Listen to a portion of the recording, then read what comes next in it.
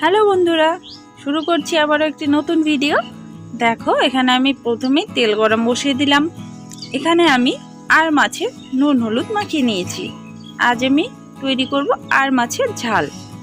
আজকের রেসিপিটি পুরোটা দেখো, আশা করি তোমাদের ভালো লাগবে। এখানে দেখো, তেলটা খুব সুন্দর করে গরম করে আমি মাছটা ভেজে নিচ্ছি নুন হলুদ মাখিয়ে। আর মাছ কে কে খেতে পছন্দ করো একটু জানিও কমেন্টের মাধ্যমে, কারণ আর মাছ অনেকেই খেতে পছন্দ করে, অনেকেই করে না। এখানে দেখো, আমি মাছটা একটু ভালো করে ভেজে নেব। আমি আজ আর মাছের ঝাল করব।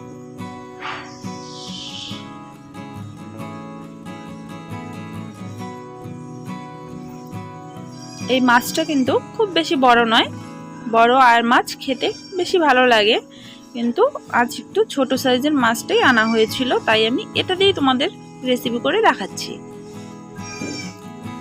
এখানে দেখো, মাছগুলো কিন্তু আমি খুব সুন্দর করে ভেজে নিয়েছি, একদম লাল করে।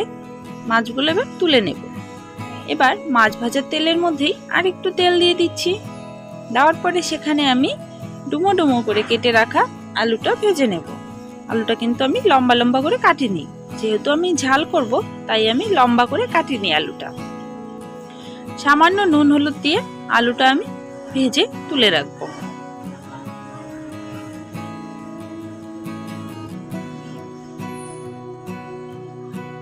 আলুটা একটু লাল লাল করে কড়া করে ভেজে নেব। লাল যদিও না, এই যে দেখো এভাবে ভেজে নিয়েছি। এটাকে লাল বলবো কিনা আমি জানি না, হালকা করে ভেজে নিয়েছি। এবারে ওই তেলে ফোড়ন দিয়ে দিলাম গোটা জিরে। জিরেটা ফুটে গেলে এবারে কুচিয়ে রাখা পেঁয়াজটা দিয়ে দিচ্ছি। পেঁয়াজটা 1 মিনিট নেড়ে চেড়ে এবার এতে আমি দিয়ে দেব টমেটো কুচি।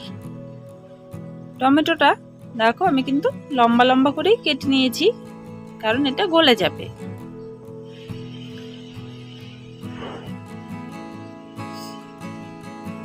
এতে সামান্য নুন ছড়িয়ে দেব, এতে টমেটোটা আর পেঁয়াজটা খুব সুন্দরভাবে গলে যাবে।